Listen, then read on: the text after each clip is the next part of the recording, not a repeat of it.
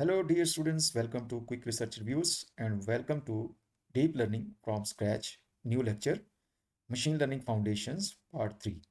अगर आप लोगों ने मेरा मशीन लर्निंग पार्ट 2 और पार्ट 1 नहीं देखा तो लिंक आपको डिस्क्रिप्शन में मिल जाएगा। तो आपने ज़रूर पार्ट 1 और पार्ट 2 ज़रूर देखना है ताकि आपको जो है वो डीप लर्निंग फ्रॉम स्क्रैच जो है वो उसको समझने में आसानी हो। इसके अलावा अगर आपने डीप लर्निंग फाउंडेशंस के अंदर ही मेरे 2 से 3 लेक्चर्स हैं मैथमेटिकल फाउंडेशंस के, वो भी ज़रूर देखने हैं। तो चलें स्टार्ट करते हैं machine learning foundations part 3।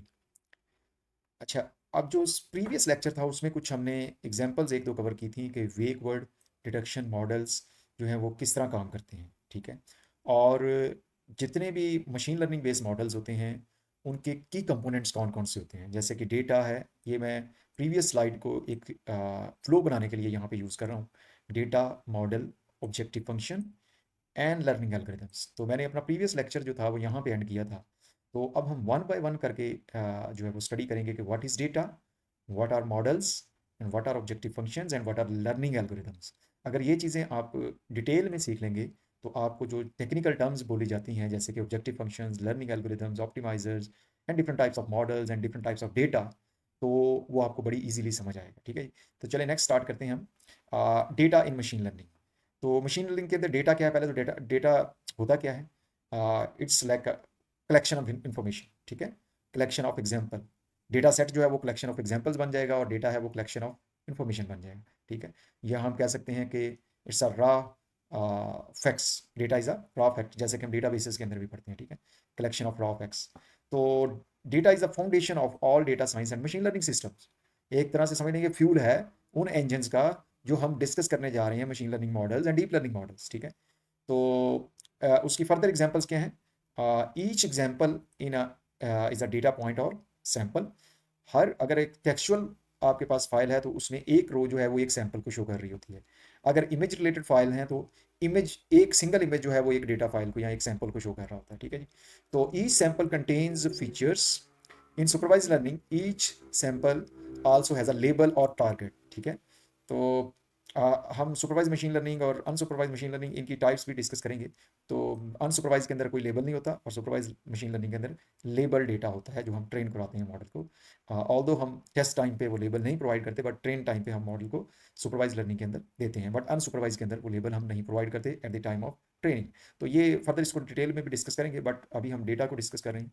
Numerical representations required for computations, ठीक है। डेटा की न्यूमेरिकल रिप्रेजेंटेशंस चाहिए। इसी तरह जी, अगर इमेजेस हैं, images are stored at pixels. Let's say images को अगर हम ह्यूमन आई से देखते हैं तो वो it is a visual representation. But for models, machine learning models या डीप लर्निंग मॉडल्स, डेटा जो है वो आप कह लें कि पिक्सल वैल्यूज़ होती हैं या इमेज डेटा जो है वो पिक्सल वैल्यूज़ को रिप्रेजेंट कर रहा होता है, ठीक है। तो इसी तरह कुछ एग्जांपल्स यहाँ पे गिवन है, examples from the real real applications. Image classifications के अंदर पिक्सेल्स जो लेट्स से जो आपका मॉडल है वो जब प्रिडिक्ट करता है तो based on the pixel predictions, आप कह लें कि पिक्सेल्स बाय पिक्सेल्स आपका मॉडल जो है वो प्रेडिक्शन या फीचर्स कलेक्ट करता है इमेज से और फिर उसकी बेस पे प्रेडिक्शन करता है। और जो प्रेडिक्शन होती है वो एक कैटेगरी होती है या एक लेबल होता है, ठीक है। तो there are many types of data like, और जो तीन बिग कैटेगरीज हैं उसमें स्ट्रक्चर डेटा आ जाता है, अनस्ट्रक्चर डेटा आ जाता है और सेमी स्ट्रक्चर डेटा आ जाता है। और फर्दर इसकी एग्जांपल आपके सामने हैं, जैसे कि स्ट्रक्चर डेटा के अंदर जो है वो ऑर्गेनाइज फाइल्स होती हैं जो कि रोज एंड कॉलम्स की फॉर्म में हो, एक्सेल फाइल्स, डेटाबेस फाइल्स होती हैं। अनस्ट्रक्चर डेटा के अंदर कोई उनका प्री डिफाइंड फॉर्मेट नहीं होता, वो इमेज फाइल, ऑडियो फाइल्स और वीडियो फाइल्स और टेक्स्ट डॉक्यूमेंट्स हो सकते हैं but no predefined format, ठीक है। सेमी स्ट्रक्चर के अंदर जो है वो जेसन फाइल्स हो सकती हैं, एक्सएमएल हो सकती हैं, नो एसक्यूएल और जो कि स्ट्रक्चर क्यूरी लैंग्वेज फाइल्स नहीं होती बट वो डेटा बेसिस फाइल्स होती हैं। तो इसका मतलब है no SQL databases files, ये सारी वो फाइल्स जो कि सेमी स्ट्रक्चर डेटा के अंदर आ जाती हैं। तो इन शॉर्ट वो हम कह सकते हैं कि जो थ्री बिग कैटेगरीज हैं उसमें स्ट्रक्चर डेटा होता है, अनस्ट्रक्चर डेटा होता है एंड सेमी स्ट्रक्चर डेटा होता है, ठीक है। तो नेक्स्ट अगर मूव करें तो हम डेटा की इंपॉर्टेंस को देखते हैं और उसकी कुछ टाइप्स को देखते हैं, जैसे कि fixed and variable size data होता है, ठीक है। जैसे कि यहाँ पे वो कह रहा है कि fix vectors are simple and efficient, images from the web and text reviews have varying sizes, ठीक है। Deep learning handles variable length data better than traditional methods. Let's say मैं एक एग्जांपल आपको देता हूँ कि I have 100 images of an object. ज़रूरी नहीं है कि सारे के सारे जो 100 इमेजेस हैं वो 100 MB के होंगे या 50 MB के होंगे, ठीक है। मतलब टोटल उनका साइज़ 100 MB का या 50 MB का है, तो एक अगर हम सिंपल एक फ़ाइल का साइज़ अगर कहें, तो फिर हम कह सकते हैं कि वो लेट्स से कि वो 100 केबी का हर फ़ाइल नहीं, ज़रूरी नहीं है। कोई 50 केबी की भी हो सकती है, कोई 70 केबी की भी हो सकती है, कोई 100 केबी की भी हो सकती है। इसका मतलब है जो 100 इमेजेस मेरे पास हैं, वो सारे वेरिएबल लेंथ में हैं। तो डीप लर्निंग मॉडल्स यहाँ पे इसका कहने का मकसद ये है कि बेटर वे से हैंडल करते हैं वेरिएबल लेंथ डेटा को than the traditional machine learning models, ठीक है। तो importance of data size, more data enables stronger and more reliable models, modern deep learning often fails without large data sets. अब जो convention है वो यही है कि जो सुपरवाइज बेस्ड मशीन लर्निंग या डीप लर्निंग मॉडल्स होते हैं, जो कि classification based deep learning model होते हैं, तो उनको ट्रेनिंग के लिए ह्यूज अमाउंट ऑफ डेटा चाहिए होता है, ठीक है। तो इसके बगैर जो है वो मॉडल जो है वो अच्छा रिजल्ट्स या टेस्ट रिजल्ट्स अच्छे नहीं दे सकते।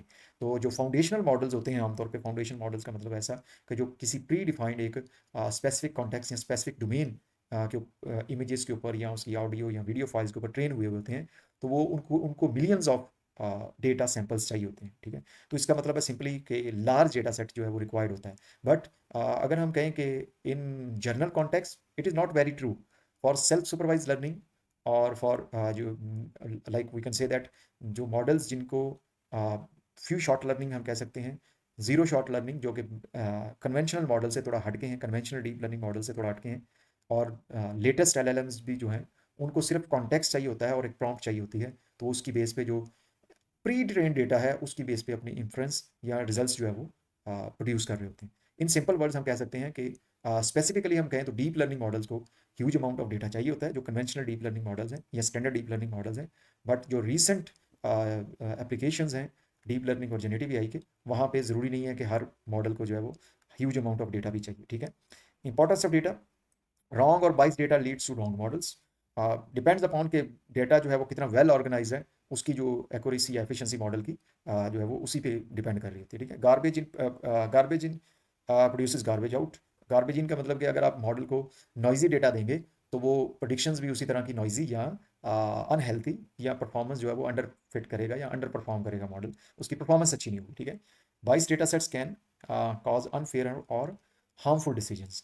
और कभी कभी ऐसा भी होता है कि आप अपनी मर्जी से उसको इतना डेटा को क्लीन और फाइन ट्यून कर लेते हैं कि टेस्ट टाइम पे भी आप वो वाला डेटा उसको प्रोवाइड करते हैं जो कि नहीं देना चाहिए मॉडल की जनरलाइजेबिलिटी को टेस्ट करने के लिए। तो मॉडल की जनरलाइजेबिलिटी जब हम टेस्ट करते हैं तो उसको एज इट इज़ जो डेटा प्रेजेंट होता है without like we can say that at test time defining some additional augmentations or noise removal techniques और डेटा प्री प्रोसेसिंग टेक्निक्स, हम टेस्ट टाइम पे मॉडल को एज इट इज डेटा देते हैं जो कि हमने आमतौर पे ट्रेनिंग टाइम पे ये सारा कुछ किया होता है। ट्रेनिंग टाइम पे डेटा कुछ और होता है, टेस्ट टाइम पे आउट ऑफ सैंपल एक्यूरेसी या एक्सटर्नल डेटा सेट को टेस्ट करने के लिए हम जो है वो हम सिंपली कह सकते हैं कि मॉडल को डेटा या उसकी जनरलाइजेबिलिटी को चेक करने के लिए वही डेटा देते हैं, एज इट इज़ प्रोवाइड करते हैं जो कि एक्चुअली अवेलेबल होता है। आप रियल डेटा कह लें जिसके ऊपर कोई ऑगमेंटेशन या स्पेसिफिक टेक्निक्स नहीं अप्लाई होती। तो ये रिस्पॉन्सिबल डेटा यूजेज, ये एक समझ लें कि एथिक्स की बात है कि जब हम डेटा कहीं से लेते हैं तो उस सोर्स की आइडेंटिटी को रिवील करना या हाइड करना या उसको साइड करना, ये हमारी रिस्पॉन्सिबिलिटी होती है। तो एक हम कह सकते हैं कि ये एक एथिकल केस भी होता है। तो डेटा की जो क्वालिटी जो इंपॉर्टेंस है वो समझ लें कि आप सिंपली ये कह सकते हैं इन चार फैक्टर्स के ऊपर डिपेंड कर रही होती है। एक तो क्वालिटी, दूसरा उसकी क्वांटिटी, क्वालिटी बहुत अच्छी हो, क्वांटिटी में बहुत ज़्यादा हो, ठीक है। यूजिबिलिटी, किस कॉन्टेक्स्ट में वो यूज़ किया जा रहा है, ठीक है। और उसको इजीली यूज़ किया जा सके। स्केलेबिलिटी, ठीक है, कि डेटा को जो है वो उसको एक्यूरेटली रिप्रेजेंट किया जा सके और उसको एक्यूरेटली किसी स्केलेबल फॉर्मेट के अंदर उसके रिजल्ट्स वगैरह को शो करवाया जा सके। तो ये ज़रूरी है चार फैक्टर्स, ठीक है। तो नेक्स्ट देखते हैं मशीन लर्निंग मॉडल्स। जैसे कि शुरू वाली स्लाइड्स में हमने देखा कि हमने data, models, objective functions and further एक कॉन्सेप्ट है जो हमने डिस्कस करना था, तो ये सेकंड कॉन्सेप्ट है मशीन लर्निंग मॉडल्स। अब what is a machine learning model? A model is the computational system that transform input data into predictions.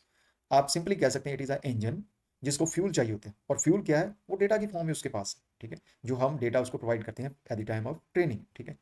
तो पर्पस ऑफ अ मॉडल देख लेते हैं जी। पर्पस क्या है? Convert one type of data into another type, ठीक है। हम क्या कर रहे होते हैं? Based on some input data हम कोई प्रोडिक्ट कर रहे होते हैं, प्रोडिक्शन कर रहे होते हैं, या लेबल ले रहे होते हैं डेटा का, ठीक है। जैसे वो कहता है कि इमेज से हम स्माइल स्कोर जो है वो प्रिडिक्ट कर रहे होते हैं, ठीक है, या लेबल प्रिंट करवा रहे होते हैं। इसी तरह सेंसर वैल्यूज में कुछ हाई लेवल अभी कॉन्सेप्ट्स को हाइड कर रहा हूँ यहाँ पे, ताकि आप लोगों को ईजिली समझ आए कि मॉडल जो है वो सिंपली एक ब्लैक बॉक्स है। उसको जब हम इनपुट करते हैं डेटा तो उसकी बेस पे वो कोई आउटपुट प्रोड्यूस कर रहा है। मैं यहाँ पे सिर्फ ये बता रहा हूँ, इसकी फर्दर डिटेल्स जो है वो आगे हम जरूर डिस्कस करेंगे। सेंसर वैल्यूज नॉर्मल और अनोमलस रिजल्ट्स प्रोड्यूस करना, ठीक है, ये वैल्यूज हैं, इनपुट डेटा है, ये उसकी आउटपुट है। इसी तरह models are statistical and learn from data, that's simple thing, कि डेटा से उसने कुछ ना कुछ इन्फ्रेंस या कुछ रिजल्ट्स प्रोड्यूस करने हैं, जो कि आगे कोई लेबल हो सकते हैं या कोई न्यूमेरिकल वैल्यूज हो सकती हैं। It depends upon the data which we are giving at the training time. Next वो कहता है parameters are estimated from the training data, behaviour improves as data increases.